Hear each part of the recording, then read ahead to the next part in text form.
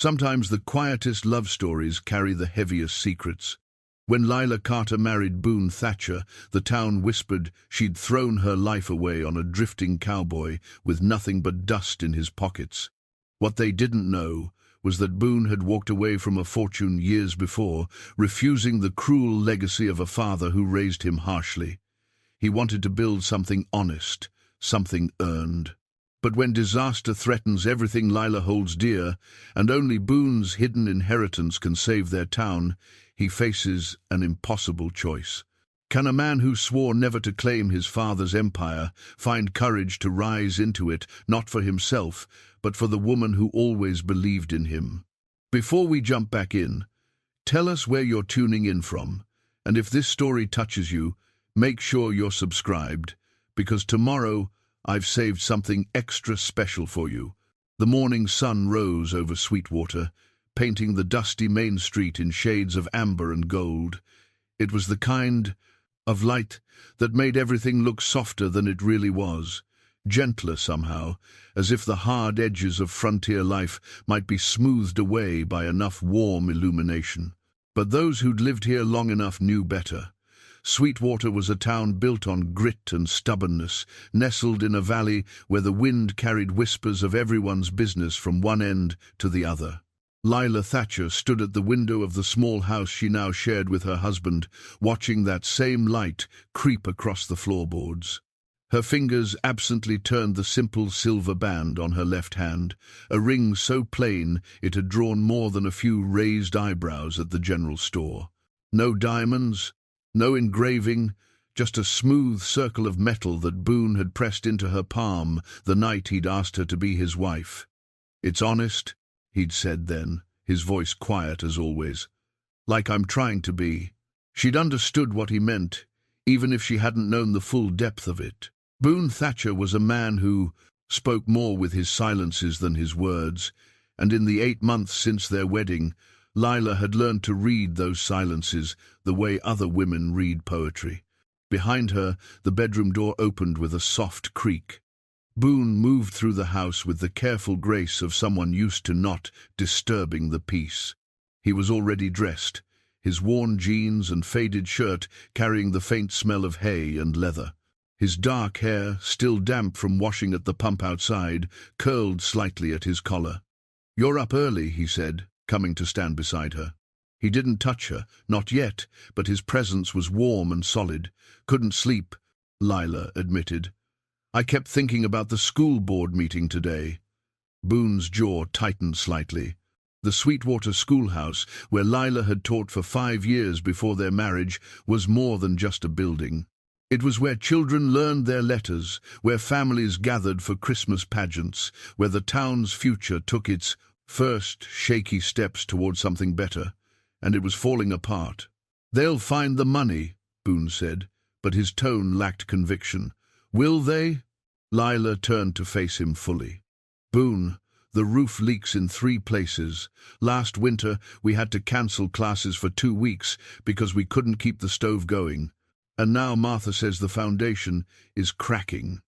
Martha Hensley was the town's unofficial keeper of bad news and good gossip, and she'd made it her mission to document every failing of the schoolhouse with the thoroughness of a court stenographer. She meant well, Lila knew, but sometimes good intentions just made the problems feel heavier. Boone reached out then, his calloused hand gentle on her shoulder. "We'll figure something out." It was what he always said, and Lila had learned it was one of the few promises he'd make. Boone didn't speak in grand declarations or easy assurances. He offered what he could deliver, nothing more. The trouble was, Lila wasn't sure what anyone could do. Sweetwater wasn't a wealthy town.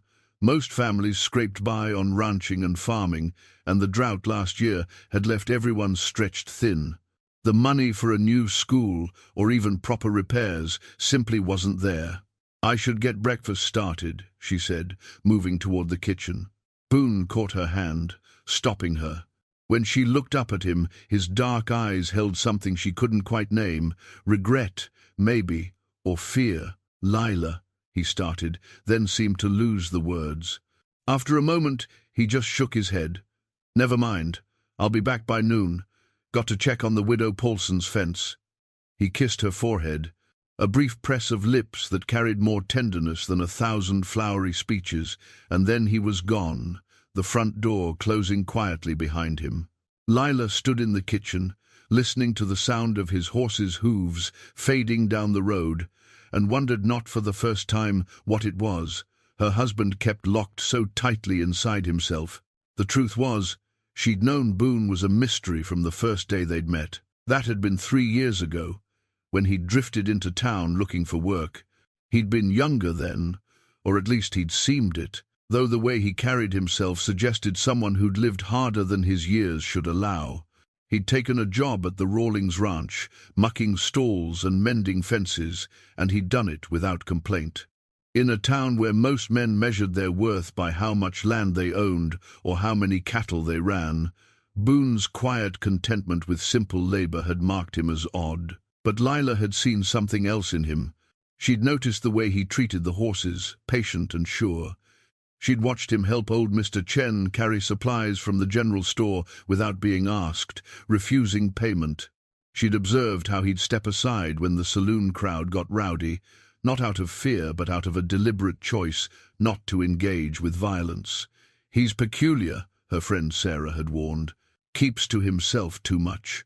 What kind of man doesn't have stories to tell? Maybe the kind whose lived stories he'd rather forget, Lila had replied. She'd been right, though she hadn't known how right at the time. Their courtship, if it could be called that, had been slow and careful. Boone would tip his hat when they passed on the street. He'd linger after church on Sundays, standing at a respectful distance while she talked with the other women.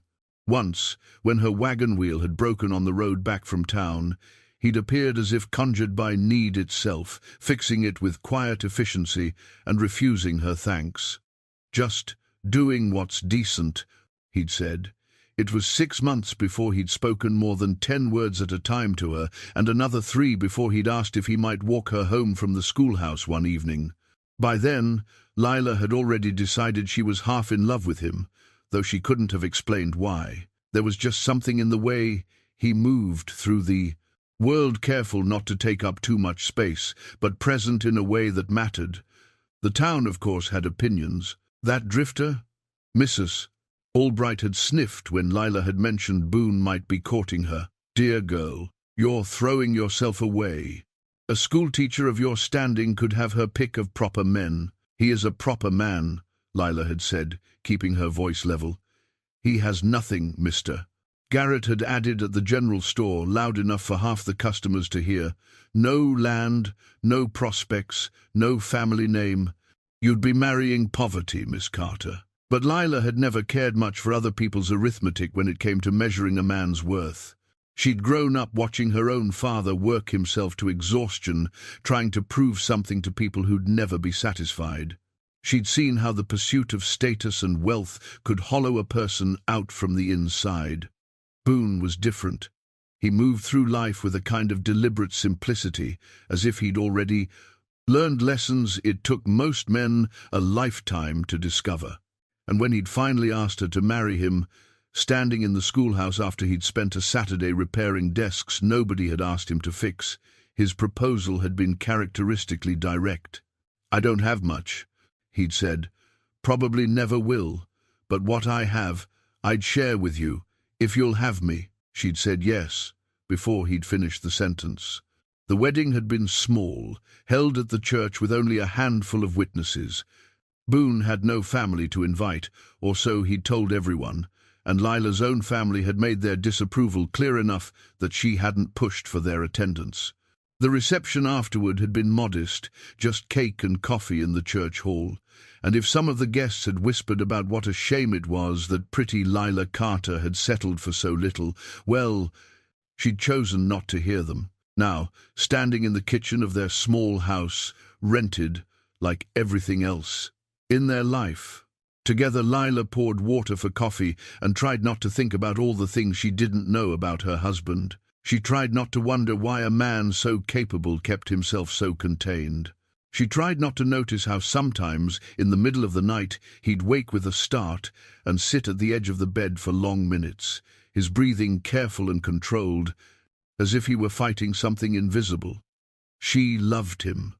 That was the simple truth of it. She loved the gentleness in his hands when he touched her, the way he listened when she talked about her students, the quiet pride he took in fixing things that were broken. She loved that he never made promises he couldn't keep, and that his word once given was as solid as granite. But love didn't erase questions. And lately, with the school crisis weighing on everyone's minds and the town's future feeling more uncertain by the day, those questions had grown louder. The coffee was ready when she heard horses approaching, multiple riders by the sound of it. Lila moved to the window and saw Sheriff Tom Brennan dismounting, along with two other men she recognized from the town council. Her stomach tightened. The sheriff didn't make social calls before breakfast. She opened the door before they could knock. "Morning, Mrs. Thatcher," Sheriff Brennan said, removing his hat. He was a thick-built man in his 50s, with a face weathered by sun and responsibility. "Boone around?" "He rode out to the widow Paulson's place," Lila said. "Is something wrong?" The sheriff exchanged glances with his companions, and Lila recognized the look. It was the same expression people had worn when they'd heard about her father's death or when the drought had been declared official. "Bad news. Looking for a way to be gentle." "Maybe we should come back," one of the council members said. "Or maybe you should tell me what this is about," Lila countered, keeping her voice steady. Sheriff Brennan sighed. "There's been some developments, Mrs. Thatcher, concerning the town's situation. We've been looking into options for funding the school repairs and some other infrastructure needs. During that search, certain property records came to light." Lila's hand tightened on the doorframe. "What kind of records?" "The kind that suggest your husband might be able to help us," the sheriff said carefully. "The kind that raise some questions about who exactly Boone Thatcher is and where he came from." The words hung in the morning air like smoke from a gun that had just been fired. Lila felt something cold settle in her chest, a premonition of truths that were about to shatter the careful peace they'd built. "I think," she said slowly, "you'd better come inside and tell me everything." As the men filed into her small house, removing their hats and wearing expressions that mixed discomfort with determination, Lila caught herself turning that simple silver band on her finger again. The ring Boone had given her, because it was honest, because he was trying to be honest. She wondered, as she poured coffee for men who'd come with questions she couldn't answer, just how much truth had been left unspoken in their quiet, careful marriage.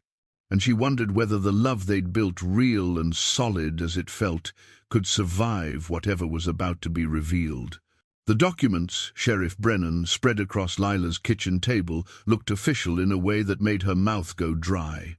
Heavy paper, embossed seals, the kind of formal legal language that turned simple facts into something weighty and irrevocable.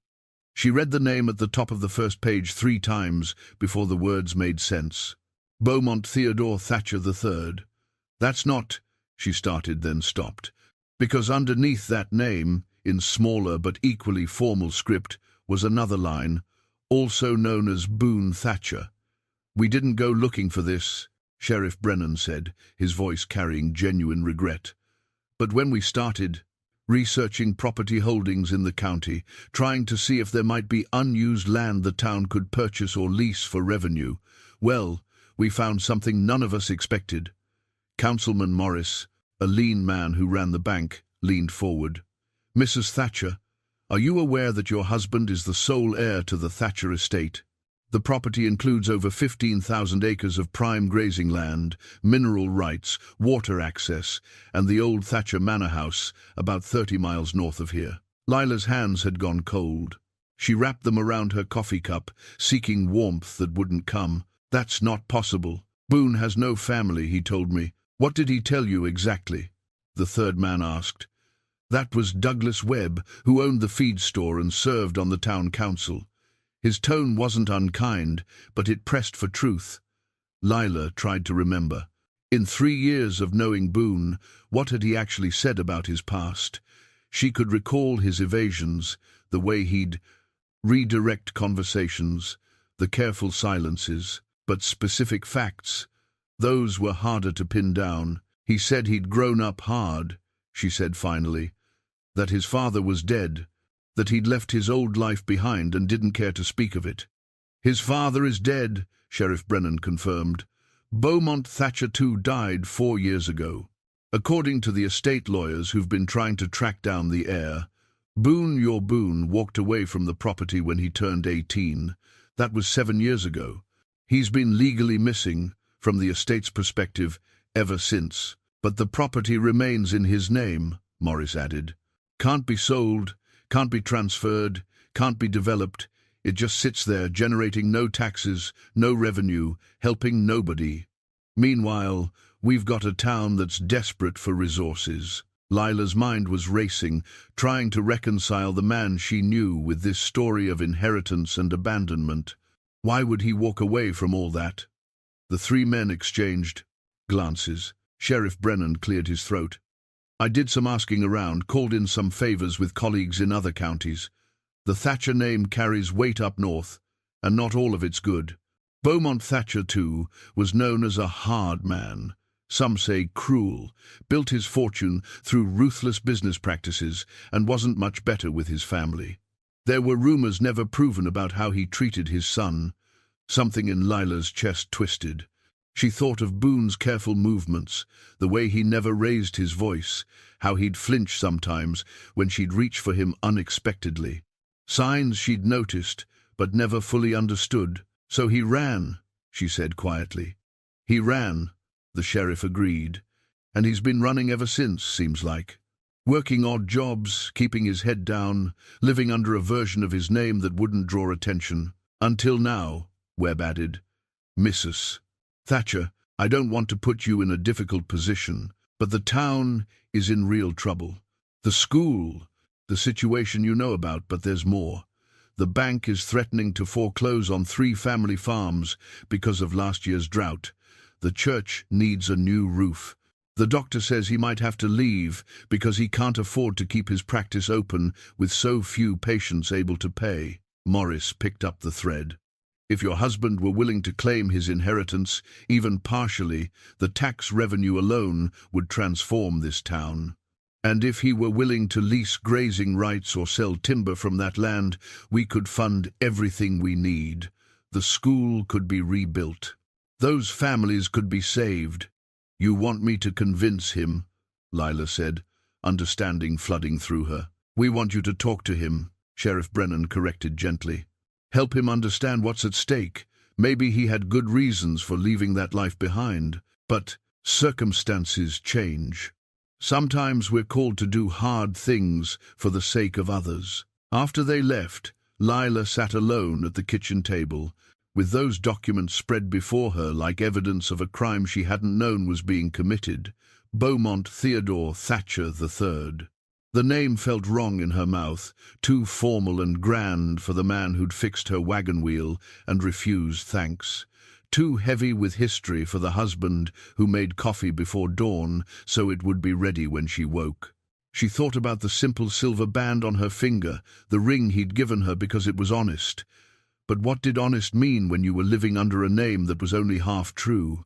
When you'd hidden an entire fortune, an entire identity, from the person you'd promised to share your life with?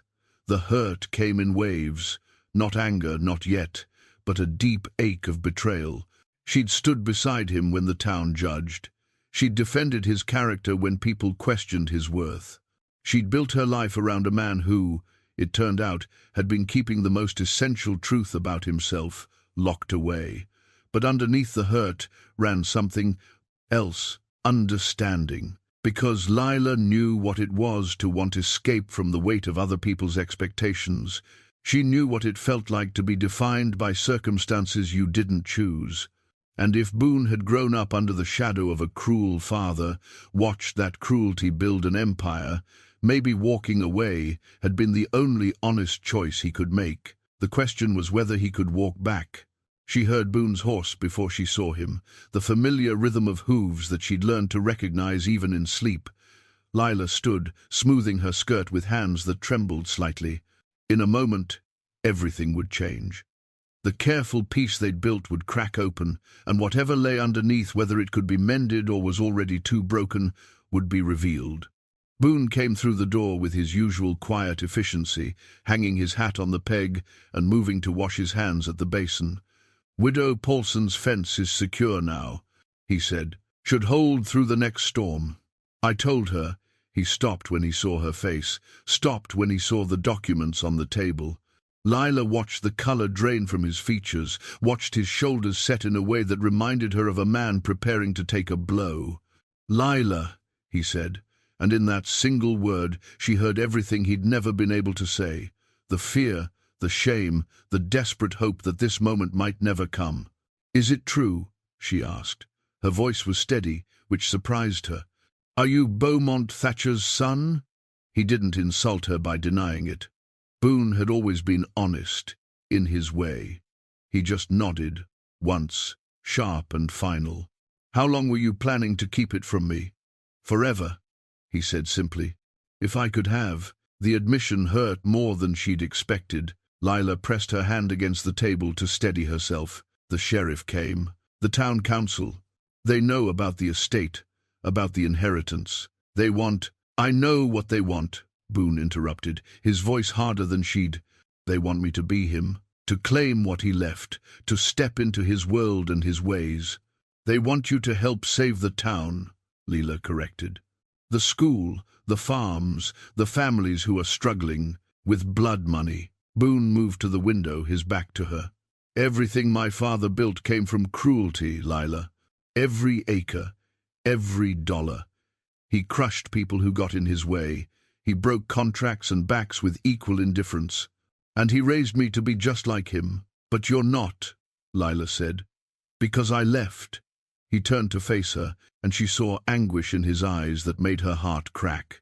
"Because I walked away from all of it. The moment I was old enough, I ran, and I've spent every day since trying to be the opposite of what he made me, trying to build something clean, something honest. By lying to me." The words hung between them, sharp and unavoidable. Boone flinched, as if she'd struck him. "I never lied," he said quietly. "I just didn't tell you. Everything. That's the same thing, Boone. Or should I call you Beaumont?" "Don't." The single word was almost a plea. "That name isn't me. It never was. He chose it to make me sound important, to fit into his world. I chose Boone because it's simple, real." Lila picked up one of the documents, holding it so he could see the official seals. "But this is real, too. This estate, this inheritance, it exists whether you claim it or not. And right now, while you're busy running from your father's ghost, real people are suffering. Children are learning in a building that might collapse. Families are losing their homes. Is your need to escape worth all that?" She watched him struggle with it, saw the war playing out across his features. This was the conflict he'd been carrying alone all this time, the weight that made him wake in the night and sit at the edge of their bed fighting invisible demons. "I don't know how to be both," he said finally. "The man you married and the heir to that empire. Those two people can't exist in the same body." "Maybe they have to," Lila said. She moved closer to him, close enough to touch but not quite touching. "Maybe that's what growing up means. Not running from hard truths, but figuring out how to live with them." Boone looked at her, really looked at her, and she saw the fear there, not of the estate or the responsibilities, but of losing her, of becoming someone she couldn't love. "I need time," he said, "to think, to figure out—" "We don't have time," Lila interrupted gently. "The sheriff said the bank is moving on those foreclosures next week. The school board is meeting in 3 days to discuss closing the schoolhouse permanently. If you're going to do something, it needs to be now." She watched him close his eyes, watched the weight of it settle on him like a yoke he'd sworn never to wear again. When he opened them, something in his expression had shifted. Not acceptance, not yet, but the first terrible recognition that the choice he'd made 7 years ago might no longer be his to keep. Boone didn't sleep that night. Lila could hear him moving through the house in the dark, his footsteps careful and measured as always, but restless. She wanted to go to him, to offer comfort or understanding, but she wasn't sure she had either to give. Her own thoughts churned too violently, questions breeding more questions, until she felt lost in the confusion of it all. When dawn finally broke, she found him at the kitchen table with a tin box she'd never seen before. It was small, dented on one corner, the kind of container a man might use to keep things he couldn't bear to look at but couldn't bring himself to throw away. "I kept this," Boone said without looking up. "Only thing I took when I left." Lila moved closer, watching as he opened the lid with hands that weren't quite steady. Inside was a photograph, edges worn from handling, showing a man who looked like an older, harder version of Boone. Boone Thatcher II stood in front of an impressive house, his expression stern and unforgiving. Next to him, almost hidden in the shadow of his father's bulk, was a boy of perhaps 12. The boy's eyes were guarded in a way no child should be. "That's the only picture of us together," Boone said quietly. He had it taken to commemorate the completion of the manor house. Needed proof of his dynasty, I suppose, proof that he'd built something that would outlast him. Lila studied the photograph, trying to see past the formal poses to the relationship underneath. The father's hand rested on the boy's shoulder, but there was no warmth in the gesture. It looked like ownership, not affection. "He looks," she started, then stopped, unsure how to finish. "Like a man who knew exactly what he wanted and didn't care who he had to break to get it," Boone supplied. "That's because he was. From the time I could walk, he was shaping me, teaching me that weakness was unacceptable, that mercy was for fools, that the Thatcher name meant something, and I'd better be worthy of carrying it." He traced the edge of the photograph with one finger, not quite touching the image. "When I was 8, I found a dog near the property line, half-starved, probably abandoned. I brought it home, fed it scraps from the kitchen. For 2 weeks, I had something that was mine, something that depended on me." His voice had gone flat, distant. "My father found out. Said a Thatcher doesn't waste resources on useless creatures. He had one of the ranch hands shoot it while I watched. Told me it was a lesson in making hard decisions." Lila felt her throat tighten. She reached for his hand, and this time he let her take it. "After that, there were other lessons," Boone continued. "About business, about power, about what it took to build an empire. He'd take me with him when he'd go to collect debts or foreclose on properties. Made me watch while families lost everything. Said I needed to understand that sentiment was the enemy of success." "Boone," Lila whispered, but he shook his head. "I need to say this. Need you to understand why I can't go back to that world." He looked at her finally, his eyes red-rimmed with exhaustion. "By the time I was 16, I'd learned to be exactly what he wanted. Cold, calculating, merciless. I was good at it, Lila. Too good. And that scared me more than anything he'd ever done to me." He pulled his hand away, stood, and moved to the window. Morning light painted him in gold, but he looked like a man standing in shadow. "The day I turned 18, he presented me with papers, contracts for business deals he'd structured in my name, properties he'd purchased for me to manage. He said it was time for me to step up, to prove I was worthy of the Thatcher legacy." Boone's shoulders tensed. "One of those properties was the Rawlings Ranch. Remember old Mr. Rawlings, who gave me my first job here?" Lila nodded, not trusting herself to speak. "My father had bought his mortgage years before, structured it so the payments would eventually become impossible.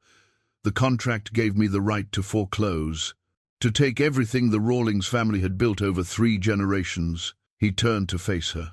"That's when I understood what I was becoming, what I'd already become.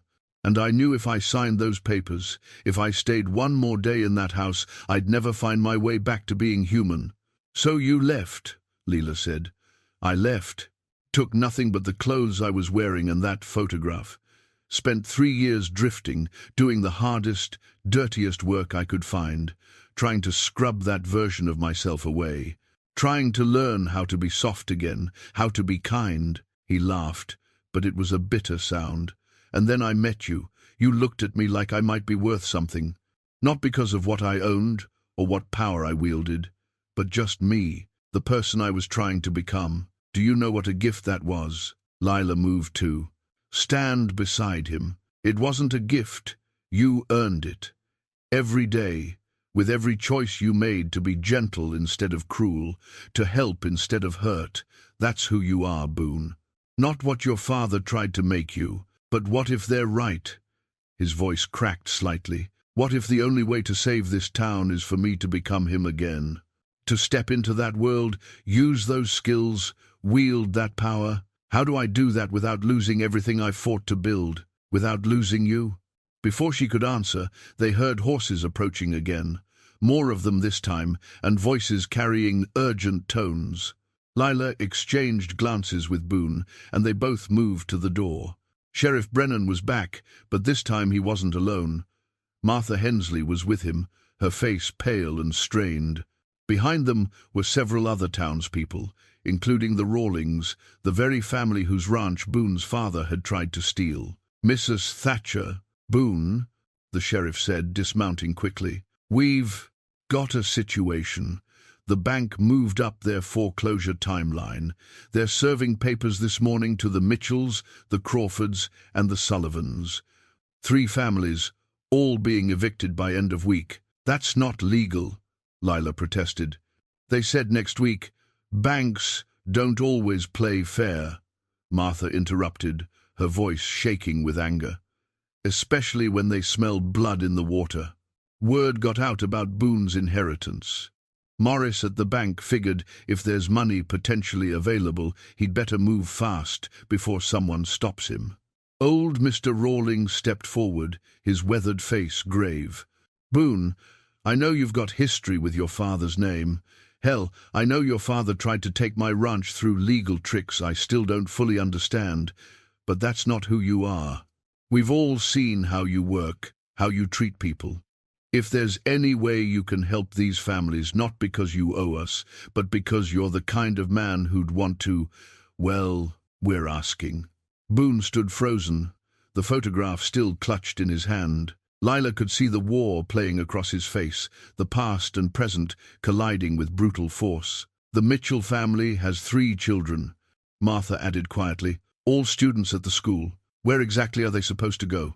Lila watched her husband struggle with the weight of it, saw the careful walls he'd built around himself beginning to crack. This was the moment, she realized. The one where he'd have to choose between the man he'd been running from and the man he'd been trying to become, or find some third path that reconciled them both. "How long do we have?" Boone asked finally, his voice rough. "Papers are being served right now," Sheriff Brennan said. "Families have until Friday to vacate." "That's 3 days." Boone looked down at the photograph in his hand, at the boy standing in his father's shadow, and Lila saw something shift in his expression. Not acceptance, not surrender, but the first terrible stirring of resolve. The ride to the estate took most of the morning. Boone had insisted on going alone, but Lila had refused to let him face it without her. They rode in silence, 2 horses moving through landscape that gradually shifted from the familiar valley around Sweetwater to something wilder, more imposing. "I haven't been back since I left," Boone said as they crested a ridge. Below them, sprawling across a natural basin, was the Thatcher estate. The manor house rose like a monument to ambition, 3 stories of stone and timber that had no business existing this far from civilization. Around it spread the evidence of wealth.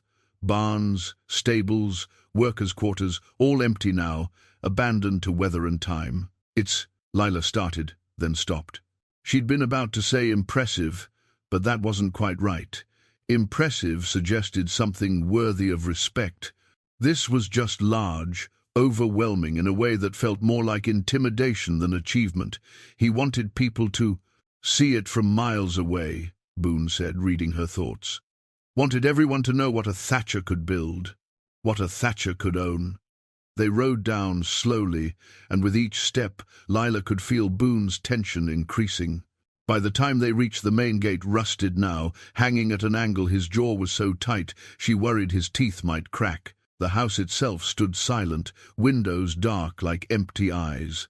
Someone, probably the estate lawyers, had maintained basic security. The door was locked, but Boone produced a key from his pocket. He'd had it all along, Lila realized. Kept it even as he'd sworn he'd never return. Inside, dust coated everything. Their footsteps echoed in the grand entry hall, a cavernous space designed to make visitors feel small. A massive staircase curved upward, and portraits lined the walls, generations of Thatchers, all wearing the same expression of stern judgment. "His office is this way," Boone said, moving with the automatic familiarity of someone following paths carved by childhood. They passed through rooms that spoke of wealth but not comfort, formal parlors with furniture too fine to actually sit on, a dining room with a table that could seat 20 but probably never heard laughter. The office was at the back of the house, facing north where the view showed nothing but raw land stretching to distant mountains. Boone stopped at the threshold, his hand on the doorframe, and Lila saw him fighting the urge to turn and run. "I spent so many hours in this room," he said quietly, "standing while he sat behind that desk, lecturing me about weakness and strength, about what it took to be worthy of carrying the family name. He'd make me recite business principles, like scripture. If I got one wrong, or showed mercy in my answers, I'd—" He stopped, shook his head. "It doesn't matter now, but it did matter." Lila could see how much it mattered in the way he held himself, in the careful distance he maintained from the massive desk that dominated the space. The desk's surface was clear except for a single leather journal placed precisely in the center. Boone moved toward it slowly, as if approaching something dangerous. When he opened it, dust rose in a small cloud. "It's his business ledger," Boone said, scanning the pages. "Records of every deal, every acquisition." He flipped forward, his finger tracing down columns of figures and names. "Here, the Rawlings mortgage. He bought it for half its value from a bank that was liquidating assets, then restructured the terms to make default inevitable." "Can you undo it?" Lila asked. "The foreclosure never went through because I refused to sign, but the mortgage is still structured unfavorably. And here," he turned more pages, his expression growing darker, "the Mitchell property. He'd been planning to acquire it for years, had some scheme involving water rights. And the Crawfords, the Sullivans, all of them appear in this ledger. He had plans for each of them." "But he's dead," Lila said. "Those plans died with him, didn't they?" Boone looked up at her, and she saw understanding dawning in his eyes. "No, because Morris at the bank knew my father. They had dealings together. I'd bet money that Morris found this ledger, or notes like it, when the estate went into probate. Found my father's strategies and decided to execute them himself. Can you prove that? Not without access to the bank's records. And Morris won't give those up willingly." Boone closed the journal, then opened it again, flipping to a different section. "But if I claim the estate, if I formally take ownership, I'd have legal standing to challenge any financial actions taken based on my father's schemes. Could tie the bank up in litigation for years if I wanted to. Is that enough to stop the foreclosures?" "Threat of litigation might be. Morris is a practical man. If I make it clear that claiming my inheritance means I'll investigate every deal my father ever touched, including the ones Morris was involved in." Boone trailed off, his expression troubled. "I'd be using exactly the kind of leverage my father would have used. Exactly the kind of ruthless calculation he taught me." Lila moved closer to him, placing her hand over his on the journal. "The difference is why you're doing it. Your father would have used that leverage for personal gain. You'd be using it to protect families. Does that make it better, or am I just telling myself a prettier story about the same ugly tactics?" Before she could answer, they heard sound from elsewhere in the house, footsteps and voices. Boone's hand went instinctively to the knife he wore at his belt. A gesture so automatic, Lila realized he'd been expecting trouble. "Someone's here," he said quietly, moving toward the door. They found two men in the entry hall, both dressed in suits, too fine for the dusty surroundings. One was older, with silver hair and the bearing of someone used, to authority. The other was younger, carrying a leather satchel. "Mr. Thatcher," the older man said, not quite concealing his surprise. "Or should I say, Beaumont 3. I'm Edward Hartwell, senior partner at Hartwell and Associates. We've been managing your estate in absentia for the past 4 years. I never asked you to," Boone said, his voice flat. "Your father's will stipulated continued management until such time as you claimed your inheritance or were legally declared dead. Since you've been elusive, we've maintained the property in trust." Hartwell's smile was professional, empty of warmth. "I must say, we're pleased to finally meet you face to face. There are many matters that require your attention." "I bet there are," Boone said. "Let me guess, decisions about mineral rights, timber contracts, water access, all waiting on my signature? Among other things, yes. Your father built a substantial empire. It would be a shame to let it languish unused when it could be, generating significant revenue." Lila watched Boone's expression close down, saw him retreat behind the careful mask she'd seen him wear when the town's judgment had been harshest. "And, I suppose you've been earning management fees all this time? Nice arrangement, keeping the estate in legal limbo while collecting payment for guarding an empty house." Hartwell's smile didn't falter. "We've fulfilled our obligations, as outlined in the will. If you'd like to discuss the specifics, perhaps we could—" "What I'd like," Boone interrupted, "is to understand exactly what you've been doing with this property for 4 years. Every contract signed, every decision made in my name without my knowledge. I want a full accounting. That's your right, of course. Though I should mention that challenging our management would require significant legal expense and could take years to resolve. Unless," Hartwell paused meaningfully, "unless you were willing to formally claim the estate, then you'd have full access to all records and could make whatever changes you deemed appropriate." It was a trap, Lila realized. A carefully constructed trap that gave Boone only 2 choices: walk away and leave everything in the lawyer's control, or claim the inheritance and accept all the weight that came with it. No middle ground, no gradual approach. She saw Boone recognize it too, saw the anger flash across his face before he controlled it. This was the world his father had built, a world where every interaction was a negotiation, every conversation a potential ambush. "I need time," Boone said finally. "To think, to consult with people I trust. I'm not making any decisions today." Hartwell's expression suggested he'd expected this. "Of course. Though I should mention that time may be a luxury you don't have. There are parties interested in acquiring certain elements of the estate through legal channels. If you delay too long, you may find your options more limited than they currently are." After the lawyers left, Boone stood in the empty entry hall, his hands clenched at his sides. "This is what I walked away from," he said, voice rough with frustration. "This dance, these games, everyone angling for advantage, nobody saying what they really mean. I can't do this, Lila. I can't become the kind of man who thinks this way." "You don't have to," she said, though she wasn't entirely sure it was true. "But maybe you do have to understand how these men think. Fight them on their own ground, but for different reasons."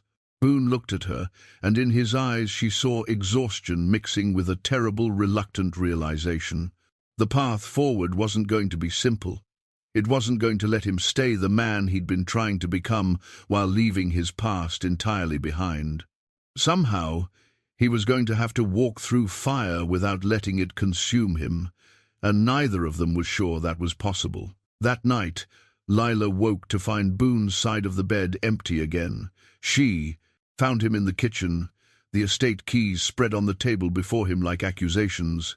There were dozens of them, each labeled in his father's precise handwriting: Manor House, Maine, North Barn, equipment storage, office safe, private study. "Can't stop thinking about it," Boone said when he noticed her in the doorway. "Every key represents something he controlled, something he owned. And now, they're mine."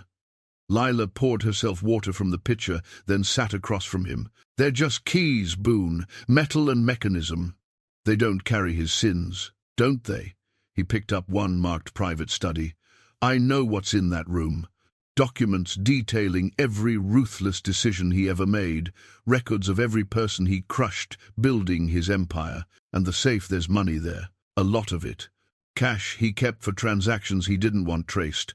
Blood money earned through means that would make decent people sick. But you could use that money differently, Lila said carefully. Use it to undo some of what he did. With what qualifications? Boone's laugh was bitter. I'm a ranch hand, Lila. I know how to mend fences and birth calves. I don't know the first thing about managing estates or navigating the kind of legal complexities that come with this much property and wealth. I'd be fumbling in the dark, probably making things worse. Then you learn, she said, or you find people who know, people you can trust to help. Trust, he said the word like it tasted bad. That's the problem, isn't it? My father taught me that trust is weakness, that everyone has an angle, and men like Hartwell proved him right. They've been feeding off this estate for years, billing God knows how much in management fees, while the property sits empty.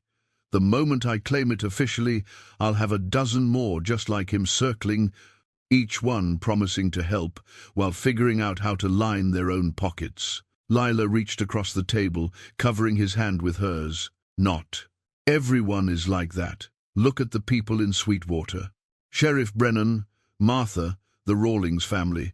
They came to you honestly, asking for help without hidden agendas. They came because they're desperate, Boone countered. And I can't blame them. But that doesn't mean I know how to give them what they need without becoming exactly what I ran from. The next morning brought visitors again, though these were less official. Sarah Donovan, Lila's friend from church, arrived with her husband Tom and their 2 children. Behind them came the Mitchell family. Father, mother, and 3 small ones, the oldest barely 7. We don't mean to intrude, John Mitchell said, hat literally in hand, but we heard about who you are, and we wanted to say something before any decisions got made. Boone stood stiffly, and Lila could see him fighting the urge to retreat. You don't owe me anything, Mr. Mitchell. Maybe not, Mitchell agreed, but you ought to hear this anyway. Your father tried to buy our land 5 years back, offered what seemed like a fair price at first, but when we declined, we've been on that property 3 generations. Wasn't interested in selling things, got difficult. Our credit dried up at the bank. Suppliers started demanding payment up front. Small harassments, nothing we could prove, but persistent. His wife, Anna, picked up the story. We almost broke. Came close to accepting his offer just to make the troubles stop. But then your father died, and suddenly everything eased up. Like someone had called off dogs we didn't even know were hunting us. I didn't know, Boone said quietly. I'd already left by then. We know, John said. That's kind of the point. You weren't part of it. And from what we've seen these past years, you're nothing like him. The way you helped Widow Paulson, how you fixed up the church steps last winter without being asked, how you treat folks with respect, regardless of what they have or don't. That's who you are. But if you claim that estate, Anna added, her voice gentle but firm, we need to know you won't become him, that you won't use that power the way he did. Our children's future depends on it. All our children's futures. After they left, Lila found Boone standing at the window, shoulders tight with tension. They're right to worry, he said. Power changes people. I've seen it happen. Hell, I felt it starting to happen to me before I left. The way people deferred to me just because of my name, the way I started expecting that deference, it's insidious. So you stay aware of it, Lila said. You let people who love you remind you when you're slipping. And what if that's not enough? What if I make decisions I think are right, but they're just my father's decisions, dressed up in better justifications? How would I even know the difference? The question hung heavy between them. Lila didn't have an answer, and the silence that followed felt like an admission of her own doubts. That afternoon, Sheriff Brennan arrived with news that made everything more urgent. Morris, at the bank, had accelerated the foreclosure timeline even further. The families had until tomorrow at noon to vacate or face forcible removal. "He's calling your bluff," the sheriff said to Boone. "Figures if you were going to do something, you'd have done it already, and he's probably right. Even if you claimed the estate today, getting legal challenges filed and processed would take days, maybe weeks. By then, those families would be homeless." Boone was quiet for a long moment. Then he reached for the keys on the table, his fingers closing around the one marked office safe. "There's another way," he said slowly, "a faster way. But it means—" He stopped, looked at Lila. "It means doing exactly what my father would have done. Using money and leverage to bend people to my will. Or it means using the resources you have to protect people who need protection," Lila countered. "Context matters, Boone. Intent matters. Does it, when the methods are the same?" But even as he asked, Lila could see him making the calculation, weighing options with a speed and clarity that spoke to training he'd never fully escaped. His father's training. "I could pay off their mortgages directly," he said, thinking aloud. "The cash is there. But that would mean revealing I have access to the estate funds, which means claiming ownership. And once word gets out, everyone will know." Lila finished. "There'll be no going back to the life you built here." Boone looked at the keys, then at her. "I don't think there was ever really a way back. I think I've just been pretending, hiding out here, hoping the past would leave me alone. But it won't. It never does. So what are you going to do?" He stood, moving with a purpose Lila hadn't seen since this all began. "I'm going to become Beaumont Theodore Thatcher III, he said, voice steady despite the pain in his eyes. "At least long enough to stop those foreclosures. After that, I don't know. Maybe the man I've been trying to be, and the heir I legally am, can coexist somehow. Or maybe claiming that name means losing everything else." He kissed her forehead, a gesture so achingly familiar it made her throat tight. "If I do this, and it changes me in ways I can't control, promise me you'll tell me. Promise me you won't let me become him without a fight." "I promise," Lila said. But as she watched him gather the keys and head for the door, she wondered if that was a promise she could keep. Because power was seductive, and the path from good intentions to terrible outcomes was shorter than most people believed.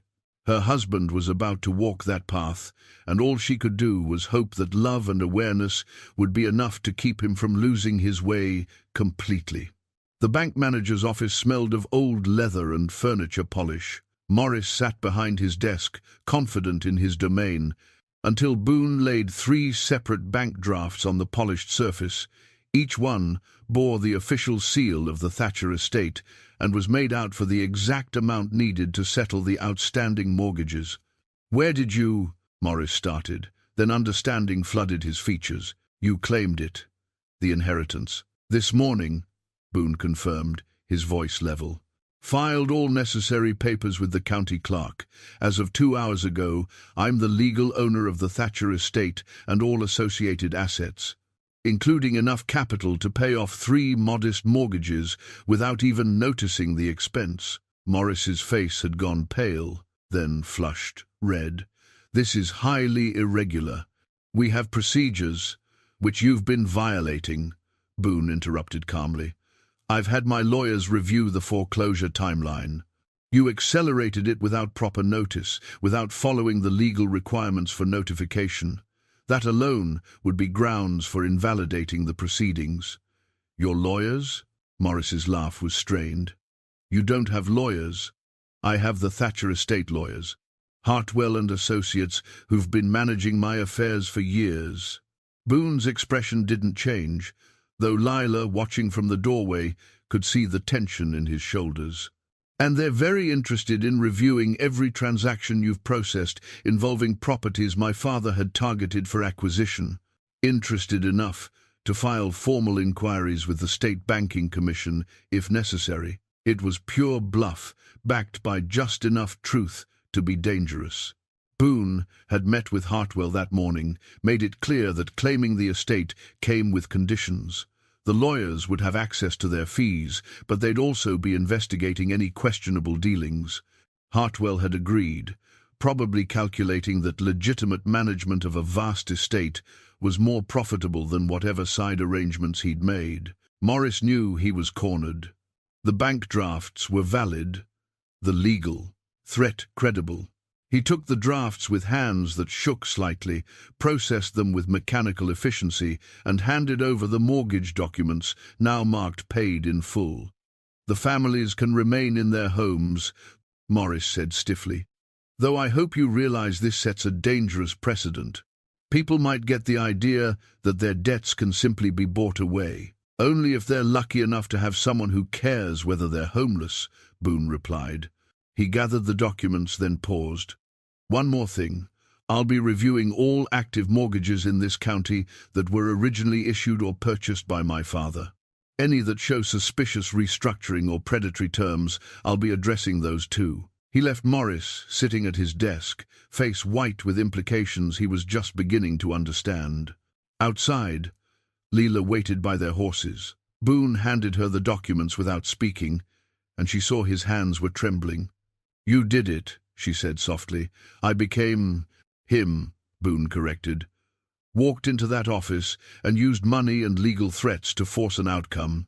That's exactly how he would have handled it. But you did it to save families, not to profit from their misery. That's different, is it?" Boone swung into his saddle, movements tight with controlled emotion, because it felt exactly the same. The calculation, the pressure points, knowing exactly what to say to make a man back down. "I didn't have to think about it, Lila. It just came naturally, like muscle memory, from a life I thought I'd left behind." They rode in silence toward the Mitchell property, where the three families had gathered, waiting to hear their fate. When Boone handed them the paid mortgage documents, the relief and gratitude were overwhelming. Anna Mitchell cried. John shook Boone's hand so vigorously it seemed he might never let go. The children, not fully understanding but sensing the adults' joy, laughed and ran in circles. "Thank you," John kept saying. "Thank you, Mr. Thatcher. We won't forget this." But Lila noticed Boone flinch at the name. Mr. Thatcher, not Boone, the ranch hand who'd been their neighbor. Mr. Thatcher, the wealthy heir who'd swooped in to solve their problems. The distance the name created was visible in how people now stood a little straighter around him, spoke a little more carefully. That evening, alone in their small house, though how long they'd remain in this modest dwelling was now an open question. Boone opened another item from his father's tin box. A gold pocket watch, heavy and ornate, with the Thatcher crest engraved on the case. "He gave me this on my 16th birthday, Boone said, turning it over in his hands.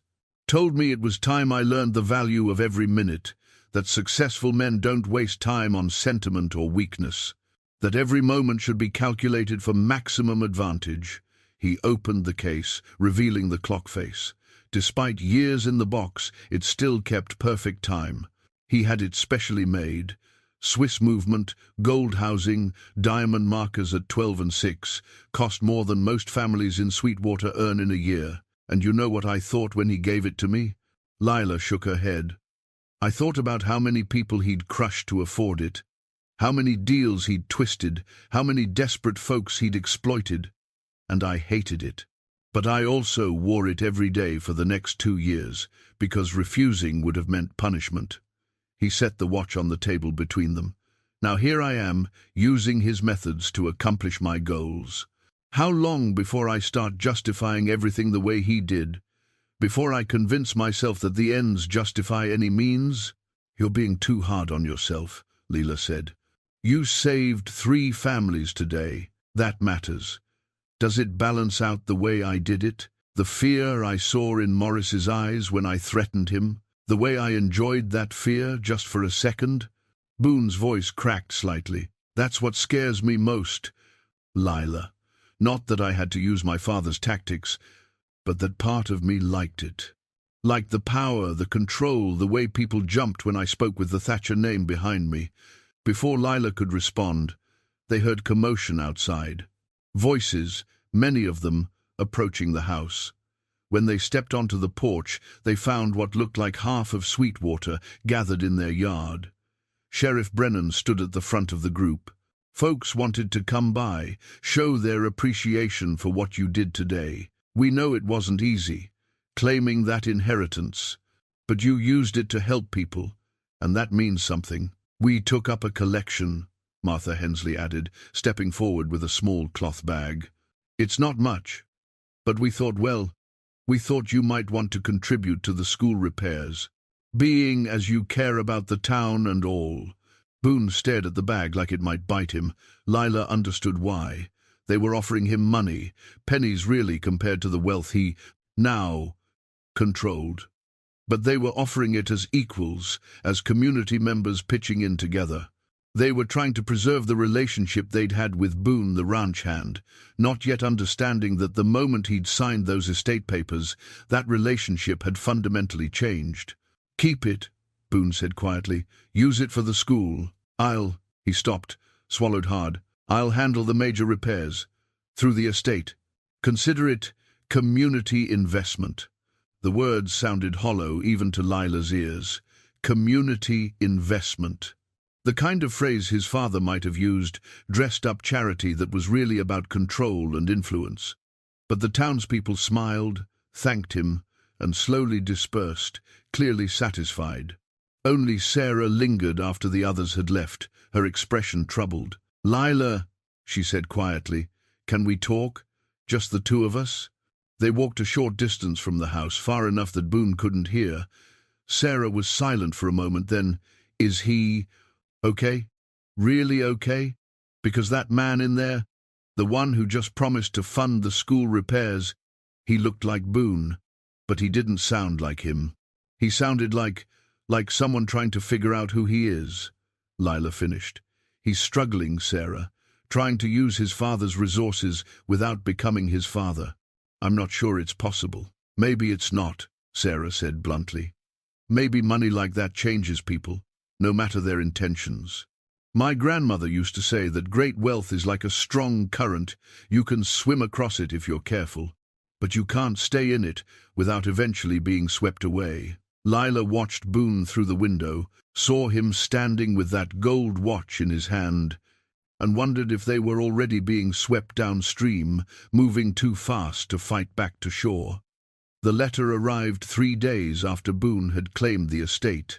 It came by special courier, a young man who'd ridden hard from the county seat with instructions to deliver it directly into Boone's hands and no one else's. The envelope was thick, expensive paper, sealed with wax that bore a legal firm's mark Lila didn't recognize. Boone opened it at the kitchen table, Lila watching as his expression shifted from curiosity to confusion to something that looked like physical pain. His hands started shaking halfway through the first page. By the second page, he'd gone pale. When he finished the third and final page, he simply sat there, staring at nothing. "Boone?" Lila touched his arm gently. "What is it?" He handed her the letter without speaking, and Lila began to read. It was from a law firm in Denver, different from Hartwell's outfit. They represented the estate of a woman named Elizabeth Thatcher, who had died 6 months prior. The letter explained that Elizabeth had been Boone Thatcher II's wife, Boone's mother, and that she had left specific instructions regarding her son. Lila's breath caught. "Your mother? But you said she died when you were young." "That's what he told me," Boone said, his voice hollow. "That she'd died in childbirth. That I'd killed her coming into the world, and that's why he stopped." Unable to finish.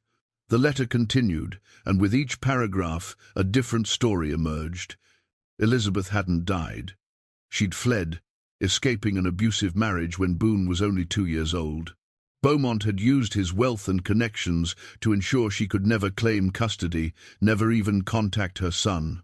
He told everyone she was dead, held a funeral service with an empty casket, and made it legally and socially impossible for her to refute the lie.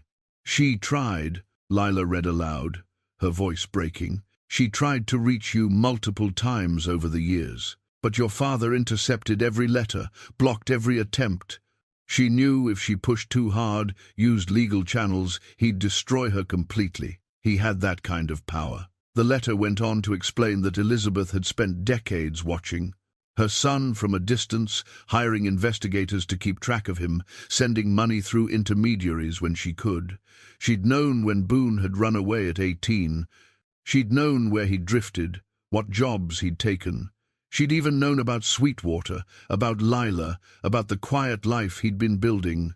She wanted to contact you, Lila continued reading, but she was afraid that after all those years, after everything Beaumont had told you, you wouldn't believe her, wouldn't want to know her. She decided to wait until Beaumont died, until you were free of his immediate influence.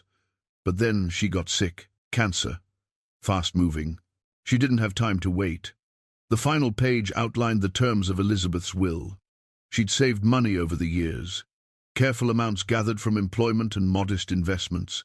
It wasn't a fortune like Beaumont's estate, but it was substantial, and she'd left all of it to Boone, with one condition, that it be used to help others, to undo some of the damage her husband had caused. But more than the money, she'd left something else, a collection of letters she'd written but never sent. Years and years of them, spanning Boone's entire life. Letters that told him about her life, her regrets, her endless love for the son she'd been forced to abandon. The letters, with my colleague in Sweetwater. Lila read the final paragraph. A woman named Martha Hensley, who has been my eyes and ears in your town for the past 3 years. She can explain further. Lila set down the letter, her mind reeling. Martha Hensley, the town gossip, the keeper of everyone's business, the woman who'd been so insistent about documenting the school's failures and pushing for action. She'd been working for Boone's mother all along. I need to see her, Boone said, standing abruptly. I need to. I don't know what I need, but I have to hear this from her mouth. I have to know if this is real. They found Martha at her house, and the moment she opened the door and saw Boone's face, she knew. You got the letter, she said simply. Come in. I'll tell you everything.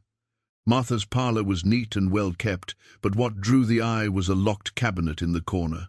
She opened it with a key she wore on a chain around her neck, revealing stacks of letters bound with ribbon.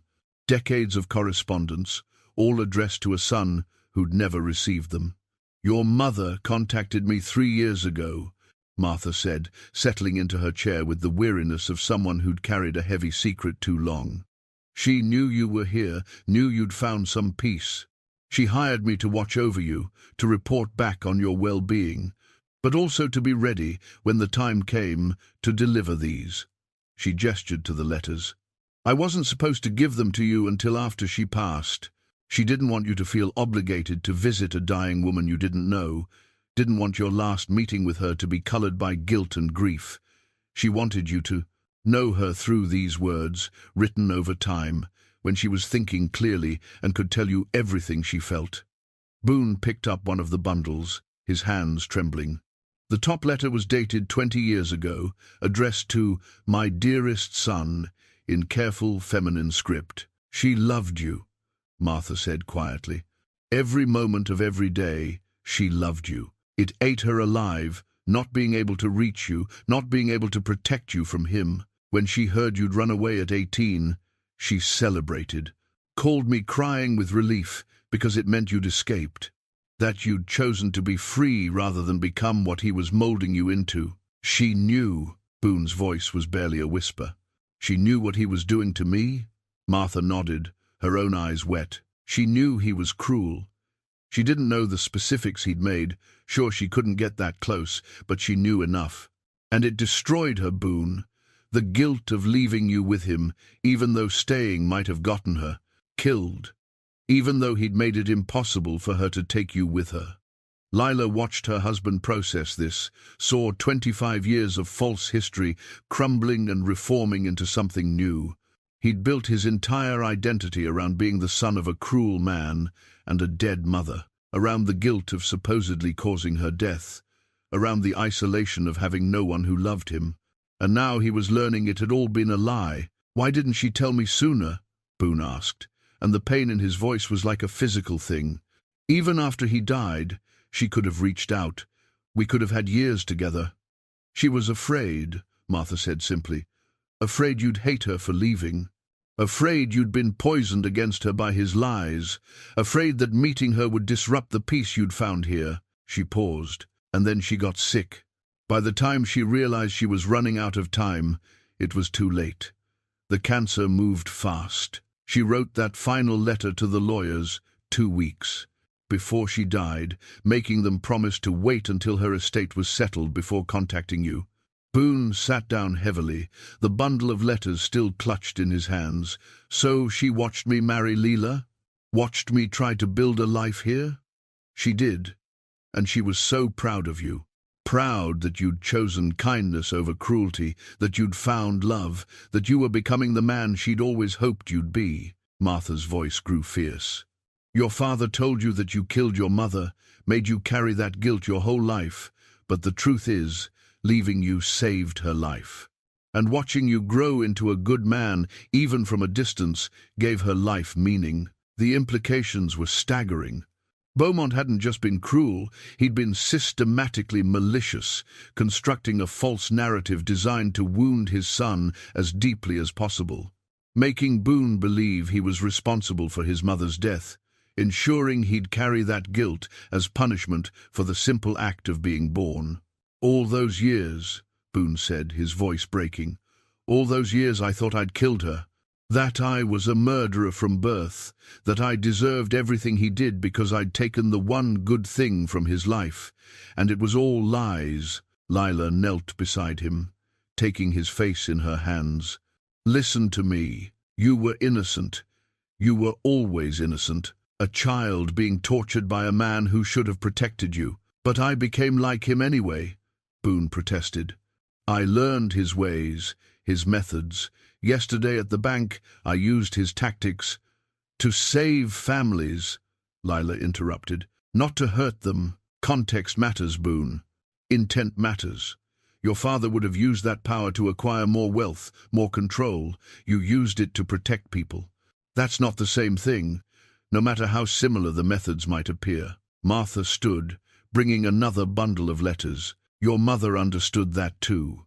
She knew you'd struggle with the inheritance, with the question of whether you could use his resources without becoming him. That's why she left you her savings with instructions to help others. She wanted you to see that money itself isn't evil, it's how you use it that defines you. Boone opened the first letter with shaking hands, and Lila watched him read words his mother had written 20 years ago, when he was just a boy suffering under his father's cruelty. Words of love and longing, of hope that someday they might be reunited, of fierce pride in her son, despite never being able to know him. By the time he finished, tears were streaming down his face. Not the careful, controlled emotions he usually allowed himself, but raw grief and relief mixing into something transformative. He was mourning the mother he'd just discovered and lost.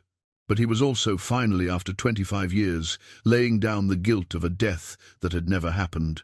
She wanted you to know one more thing, Martha said, handing him a final, unsealed envelope. This was written the day before she died. She made me promise to give it to you after everything else, after you'd read her story. Boone opened it with hands that had steadied slightly. The message was brief. My dearest son, by now you know the truth. Your father was a cruel man, but you are not him. You never were, and you never will be. The proof is in every choice you've made since leaving his house, choosing hard work over easy wealth, choosing love over power, choosing kindness over cruelty. I am so proud of you. Use what he left behind to build something good. Use what I left to help those in need, but most of all, forgive yourself. You deserved none of what he did to you. You deserved love, protection, and truth. And even though I couldn't give you those things in life, know that I loved you every single moment. Your mother, Elizabeth. Outside, the sun was setting over Sweetwater, painting the sky in shades of gold and amber. And in Martha's parlor, surrounded by 2 decades of undelivered love, Boone wept for the mother he'd never known and the childhood that had been stolen from both of them. The days following the revelation about his mother changed something fundamental in Boone. Lila watched him read through Elizabeth's letters one by one, often late into the night. He didn't speak much about what they contained, but she could see their effect in the way he carried himself, still cautious, still careful, but with a lightness that hadn't been there before. The guilt he'd carried for 25 years was gone, replaced by grief that was somehow cleaner, more honest. He mourned the mother he'd never known, but he was no longer crushed under the weight of believing he'd killed her. "She wrote about you," he told Lila one evening, holding up a letter dated just months before Elizabeth's death. "She had Martha report on our courtship, our wedding. She wrote that watching me choose you was the moment she knew for certain I'd escaped his influence, that a man who could love that openly, that honestly, could never become what my father was." He showed her a passage, and Lila read her mother-in-law's elegant script. "My son has found a woman who sees past surfaces to the heart beneath. She chose him when he had nothing, which means she chose him for who he truly is. That kind of love is the greatest gift I could have wished for him. I can rest now, knowing he won't face the darkness alone. I wish I could have known her," Lila said, throat tight with emotion for the woman who'd loved her son from a distance and died before they could meet. "Me too," Boone agreed, "but in a way I'm getting to know her now, through these letters, through her words. And what I'm learning is that I don't have to be afraid of the Thatcher name anymore. My father twisted it into something cruel, but my mother's blood runs in me too. Her kindness, her capacity for love, that's as much my inheritance as his estate. It was this realization that led to the town." Meeting Boone called 3 days later. He'd asked Sheriff Brennan to gather the community in the church, said he had proposals to discuss that would affect everyone. The building was packed, every pew filled, and people standing along the walls. Boone stood at the front, and Lila could see he was nervous, but he was also resolved in a way she'd never seen before. He wore his work clothes, not the formal attire that might have been expected of a wealthy heir. He was Boone, the man Sweetwater knew, who just happened to now control substantial resources. "Most of you know by now that I inherited the Thatcher estate," he began, voice steady. "What you might not know is why I walked away from it 7 years ago, or why I've been so reluctant to claim it, even when it might help this town." He told them the truth then. Not all of it, some wounds were too private for public sharing, but enough. He told them about his father's cruelty, about the empire built on broken backs and ruthless practices. He told them about running away at 18, trying to become someone different. And he told them about discovering his mother's truth, about the letters she'd left, about her final wishes. "My mother wanted me to use what my father left behind to help others," Boone said. "To turn something built on cruelty into something that serves the common good. I've spent the past few days working with lawyers, different lawyers, people my mother trusted to figure out how to do that." He pulled out a sheaf of papers, Martha Hensley stepping forward to help him explain. It turned out Martha wasn't just a gossip. She'd been a teacher herself before retiring, had served on school boards in 2 different counties, and knew more about community development than anyone had realized. "First, the school," Martha announced. "Boone is establishing a trust fund specifically for education. It will cover rebuilding the schoolhouse to modern standards, providing ongoing maintenance, and ensuring teacher salaries that can actually support a family. The trust will be managed by a board elected by the community, not controlled by any single individual." Murmurs of surprise and approval rippled through the crowd. "Second," Boone continued, "I'm restructuring the property my father acquired through questionable means. Any family who lost land or was forced into unfavorable contracts will have the opportunity to reclaim what was taken at the original price, adjusted only for inflation. Morris at the bank has been encouraged to cooperate with this process." Encouraged, Lila knew, meant threatened with exposure and litigation, but it was effective. Morris had already begun notifying affected families. "Third," Martha said, "there's the matter of the Thatcher estate itself. 15,000 acres of good land, just sitting empty, serves no one. Boone proposes opening portions of it for community use, grazing rights at fair rates, timber harvesting managed sustainably, water access guaranteed. The revenue generated will go into a community fund for infrastructure and emergency assistance. I'm not trying to be anyone's savior, Boone added quickly. And I'm not trying to buy friendship or forgiveness for what my father did. I'm just... He paused, searching for words. I'm just trying to use what I've been given to help build something better. For all of us. There was silence for a long moment. Then old Mr. Rawlings stood. Son, I think I speak for most folks here when I say we appreciate what you're trying to do. But I have to ask, how do we know this isn't going to change you?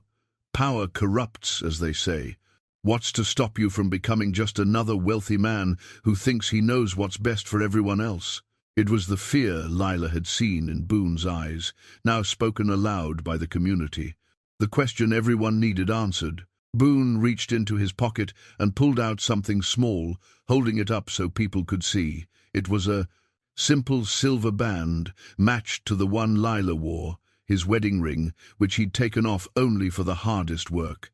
"This is what stops me," he said quietly. "My wife, who married me when I had nothing and who sees me clearly enough to call me out when I'm wrong, but also this community, if you're willing. I'm proposing that the trust board that manages the education fund also has oversight of how the estate resources are used. You elect people you trust. They make sure I'm keeping my word. If I start using the Thatcher money and power the way my father did, you have the authority to stop me." "That's not legally binding," someone called out. "You could revoke that arrangement any time you wanted." "You're right," Boone agreed. "It requires trust. On both sides, you have to trust that I mean what I say. And I have to trust that you'll hold me accountable not out of jealousy or spite, but because you genuinely care about this community's well-being." He looked around the room, meeting eyes. "I know I don't have a history here beyond the past 3 years. I know my father's name carries weight, and not the good kind. But I'm asking you to judge me by my actions, both past and future. And I'm asking you to help me become the kind of man my mother believed I could be." The silence stretched, heavy with consideration. Then Sarah Donovan stood. "I nominate Martha Hensley for the trust board. If she was good enough for Boone's mother to trust, she's good enough for me." Others began standing, adding nominations. The school teacher, the doctor, Sheriff Brennan, Tom Donovan, who ran the feed store. People who'd proven themselves through years of steady service to Sweetwater. In the end, they voted. Not just on the board members, but on whether to accept Boone's proposals at all. Lila watched her husband stand at the front of that church, his future, their future, in the hands of people who'd once dismissed him as a drifting nobody. The vote was nearly unanimous in favor. Only a handful abstained, and Morris at the bank was conspicuously absent from the meeting entirely. Afterward, people lined up to shake Boone's hand, to thank him, to offer their own suggestions and ideas. The energy in the room had shifted from suspicion to cautious hope. They were willing to give him a chance, but it was what happened after everyone else had left that struck Lila most deeply. The 3 families whose mortgages Boone had paid off stayed behind the Mitchells, the Crawfords, and the Sullivans. They approached together, clearly having planned this. "Mr. Thatcher," John Mitchell said, "we talked among ourselves, and we want you to know something. What you did for us paying off those mortgages, that was a gift we can never fully repay. But we don't want to be charity cases. We want to earn our place here." "You're not charity," Boone started, but Anna Mitchell interrupted gently. "Let us finish. We know you're planning to develop portions of the estate. When that happens, we want to be part of the workforce. Fair wages for fair work. We want to contribute to what you're building, not just benefit from it." Crawford, a quiet man who rarely spoke, added, "My grandfather once told me that accepting help is fine, but accepting dependency destroys a man's spirit. You gave us a second chance. We aim to make something of it." Boone looked at these families, proud people who'd been pushed to the edge and pulled back, and Lila saw understanding dawn in his expression. This was the difference between his father's way and another path. His father had used wealth to create dependency, to make people beholden to him. But Boone could use it to create opportunity, to help people build their own strength. "I'd be honored to work with you," Boone said, shaking each man's hand. "Not as your benefactor, but as partners in making this valley thrive." That night, lying in bed with Lila's head on his shoulder, Boone spoke into the darkness. "I'm still afraid," he admitted. "Afraid I'll make mistakes. Afraid the power will corrupt me despite my best intentions. But for the first time, I feel like maybe I can do this. Maybe I can honor both my mother's memory and the life I've built here." "You're not doing it alone," Lila reminded him. "You have me, you have this community, and you have your mother's words to guide you when things get difficult." Boone pulled her closer. "Tomorrow, I meet with Hartwell and the other estate lawyers. We're going to go through every contract, every business dealing my father had, and start the process of unwinding the ones that were exploitative. It's going to take months, maybe years. And some people won't be happy about it, people who were benefiting from those arrangements." "Let them be unhappy," Lila said. "You're doing what's right." "Am I?" The question was asked quietly, without the anguish that had colored it before. This was honest uncertainty, the kind that came from acknowledging complexity rather than being paralyzed by it. What if right isn't as clear as I think? What if some of those contracts serve purposes I don't understand? What if in trying to fix things, I break something else? "Then you'll fix that too," Lila said. "You'll keep trying, keep adjusting, keep listening to the people around you. That's all anyone can do." In the darkness, Boone found her hand, his fingers intertwining with hers. Both of them wore their simple silver bands, symbols of a choice made when everything was uncertain. That uncertainty hadn't gone away, if anything, it had grown more complex. But so had their capacity to face it together. The confrontation came exactly 1 week after the town meeting, and it came from an unexpected direction. Edward Hartwell arrived at the small house Boone and Lila still occupied, accompanied by 2 other men in expensive suits. But this time, Hartwell's professional courtesy was gone, replaced by barely concealed hostility. "We need to talk," Hartwell said without preamble, "about the contracts you're planning to dissolve." Boone stood in the doorway, not inviting them in. "Those contracts were exploitative, built on my father's ruthless practices. They need to be corrected." "Those contracts," Hartwell corrected sharply, "represent years of legitimate business dealings. Your father was aggressive, yes, but everything was legal. And many parties, including my firm, have built their own businesses around the terms he established." "Meaning you profit from them," Lila said, stepping up beside Boone. "And now you're worried about losing that income." Hartwell's expression hardened. "Mrs. Thatcher, you don't understand the complexities here. Your husband is proposing to unravel business arrangements that involve dozens of entities across multiple counties. The legal and financial chaos that could result it could devastate not just individuals, but entire communities that depend on the stability of existing agreements. Or it could free those communities from arrangements that were bleeding them dry," Boone countered. "I've read the contracts, Hartwell. I've seen the terms. Grazing leases that increase annually regardless of market conditions. Timber rights structured so the landowner gets pennies while the estate gets dollars. Water access agreements that give my father, give me now, control over resources that should be common good." One of the other lawyers, a younger man with sharp eyes, stepped forward. "Mr. Thatcher, be reasonable. You can't just change the rules because you've developed a conscience. These contracts were entered into voluntarily." "Under duress," Boone interrupted. "When people are desperate, when they're facing ruin, a bad deal looks better than no deal. My father specialized in creating that desperation. then offering solutions that kept people trapped. "You're speaking of things you can't prove," Hartwell said. "And frankly, without proof, these accusations border on slander of a dead man's reputation." "I have proof." Martha Hensley's voice came from behind them. She'd been approaching the house for her daily visit with Lila, but now she moved forward with purpose, a thick folder in her hands. Elizabeth Thatcher kept records. Every time she hired an investigator to check on her son, those investigators also documented Beaumont's business practices. She was building a case, planning to expose him if he ever tried to claim Boone back after he ran.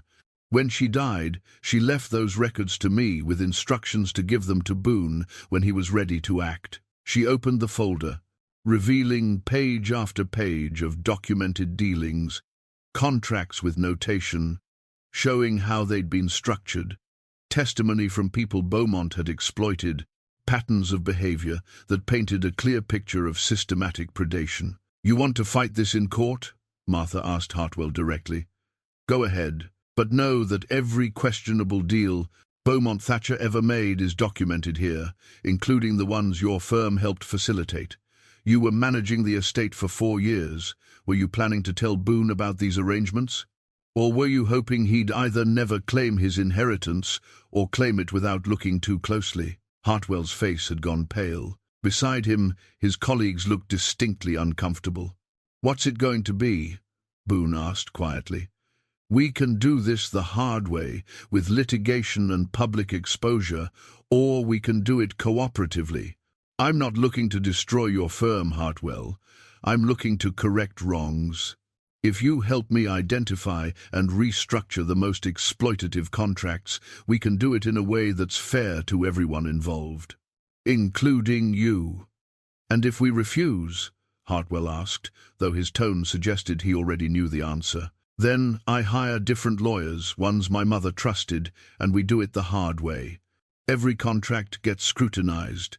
Every questionable dealing gets investigated. And when we find impropriety, we pursue it legally and publicly." Boone crossed his arms. "You helped my father build this system. You can help me dismantle it, or you can go down with it. Your choice." The silence stretched taut as wire. Lila watched Hartwell calculate, watched him weigh his options and find them all unpalatable. Finally, he nodded once, sharp and bitter. "I'll cooperate, but I want immunity from any legal action related to past estate management. You'll get immunity from criminal prosecution if you fully disclose and cooperate," Boone countered. "Civil liability for knowing participation in exploitation that's negotiable based on how helpful you are." It wasn't mercy, exactly, but it was more than his father would have offered. Beaumont Thatcher II would have crushed Hartwell completely, made an example of him. Boone was offering a path forward that, while painful, at least left the man intact. "I need time to discuss this with my raid." "Partners," Hartwell said stiffly. "You have until tomorrow noon," Boone replied. "After that, the offer expires and we move forward without you." After the lawyers left, Boone turned to Martha. "You've been carrying those records all this time? Your mother made me promise not to give them to you unless you were ready to use them properly. Not in anger, not for revenge, but to actually fix things." Martha smiled slightly. "She knew you'd need time to figure out who you were separate from your father." Looks like she was right. Boone pulled both women into an embrace. Lila and Martha, the living links to his mother's love. "She gave me a second chance," he said quietly. "Time to make it count." Hartwell returned before the deadline, and he brought more than his acceptance. He brought files, ledgers, and a full confession of which contracts were most problematic and why. It turned out that facing exposure had clarified his priorities considerably. "Your father was brilliant at finding leverage," Hartwell admitted, as they sat in what Boone had started calling the estate office, a room in the manor house he'd had cleaned and repurposed for this work. He'd identify someone's weakness, their desperation, and then structure deals that looked beneficial in the short term but locked them into disadvantageous terms long term. Like the grazing leases Boone said, scanning one particularly egregious example. Exactly. 5-year terms with automatic renewal unless the lessee gave notice 6 months in advance. But the notice requirement was buried in legal language most ranchers wouldn't understand. They'd miss the deadline, the lease would auto-renew at increased rates, and suddenly they were locked in for another 5 years. Over the next 3 days, they worked systematically through every contract. Some could be simply terminated with mutual agreement. Others required restructuring. A few needed to be honored as written because breaking them would cause more harm than good, but those could be allowed to expire naturally without renewal. It was exhausting work, both mentally and emotionally. Each contract represented people his father had exploited, families who'd been struggling under terms designed to benefit the Thatcher estate at their expense. Boone found himself apologizing to people he'd never met for harm he hadn't personally caused, but was nonetheless connected to through blood and inheritance. "You're taking on guilt that isn't yours," Lila told him one evening as they reviewed documents together. "These contracts were signed before you even left your father's house." "But I'm the one who benefits from them now," Boone replied. "Every day I delay fixing this, I'm continuing his exploitation. That makes it my responsibility." On the 7th day, they gathered in the church again. This time, the meeting was specifically for people affected by the Thatcher estate's contracts. Boone had sent personal invitations explaining that he was proposing revisions and wanted to discuss them face to face. The turnout was larger than expected. Ranchers who'd been struggling under unfair grazing leases, families whose water access had been restricted by Beaumont's agreements, small business owners who'd been locked into supply contracts that favored the estate disproportionately.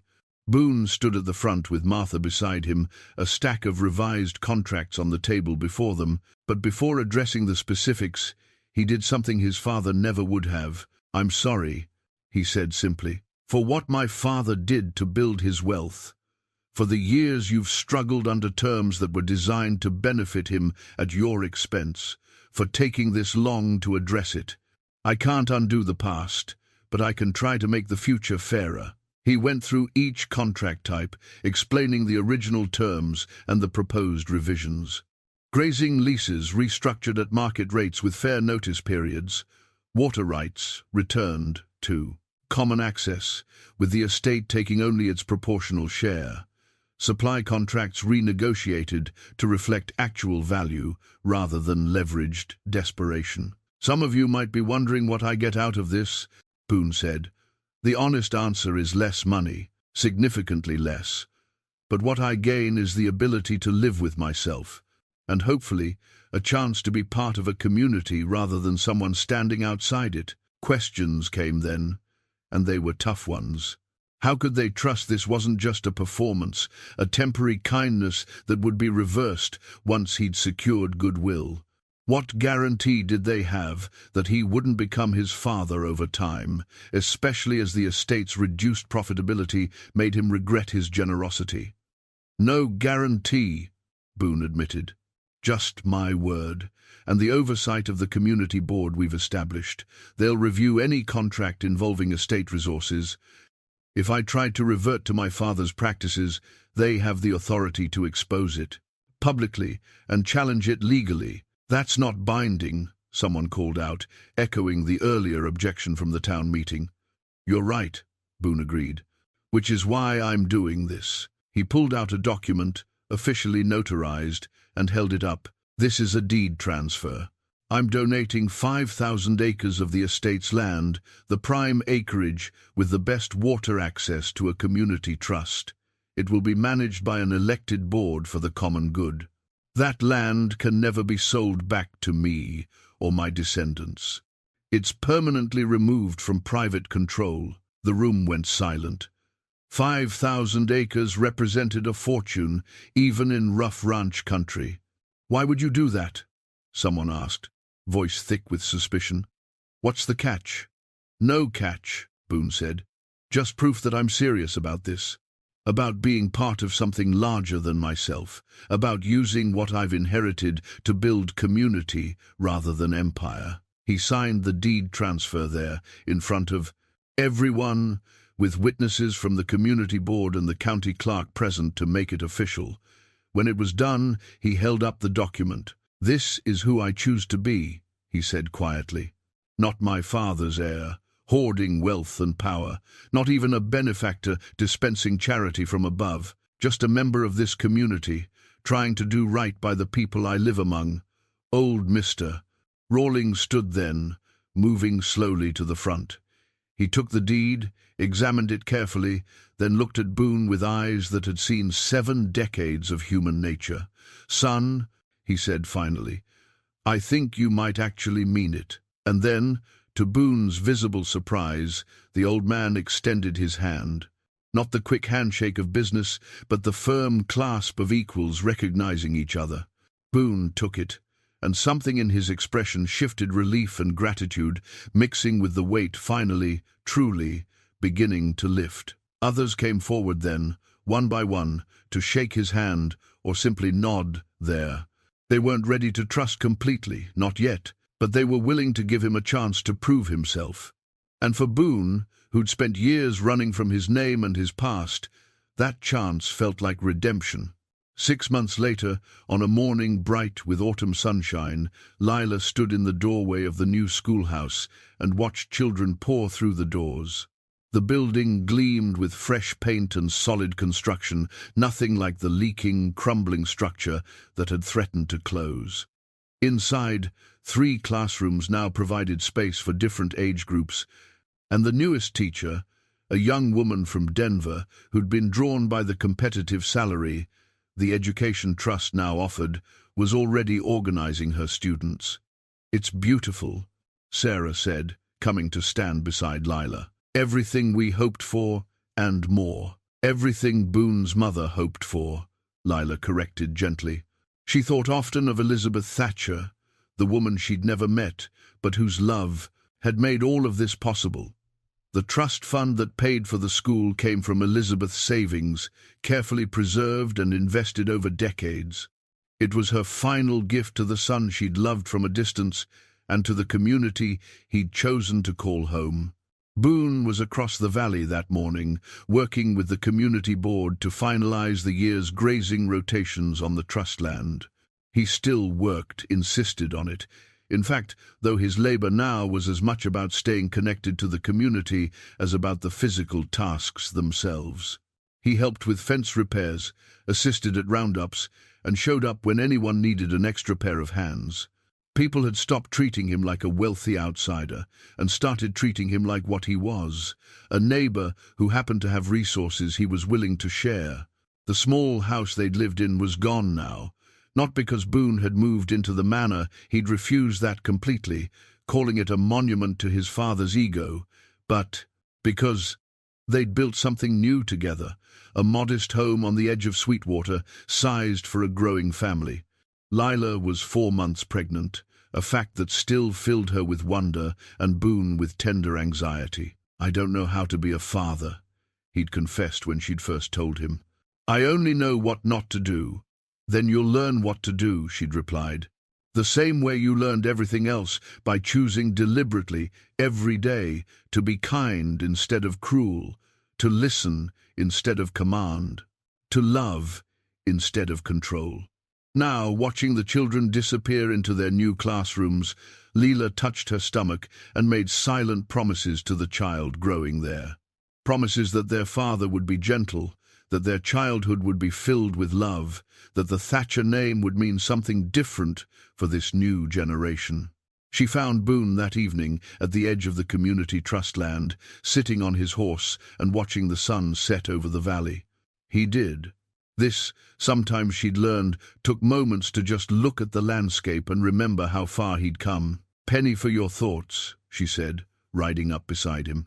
He smiled, that quiet expression that transformed his whole face.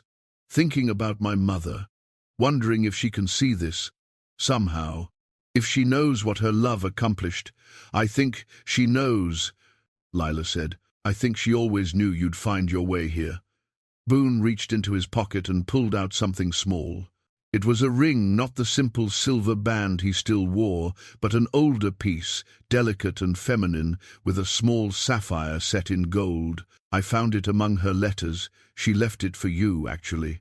For my wife, whoever she turned out to be. She wrote that it was the only piece of jewelry she took when she left my father, the only thing she kept from that life, because it had been her grandmother's. He handed it to Lila, and she saw her hands were shaking slightly as she took it. The ring was beautiful, in its simplicity, elegant without ostentation, like Elizabeth herself had been, from what Martha and the letters revealed, a woman of quiet strength and enduring love. She wanted you to have it as a thank you, Boone continued, for loving me when I had nothing, for seeing past the name to the person, for being brave enough to stand beside me while I figured out who I could become. Lila slipped the ring onto her finger, where it sat alongside her simple wedding band.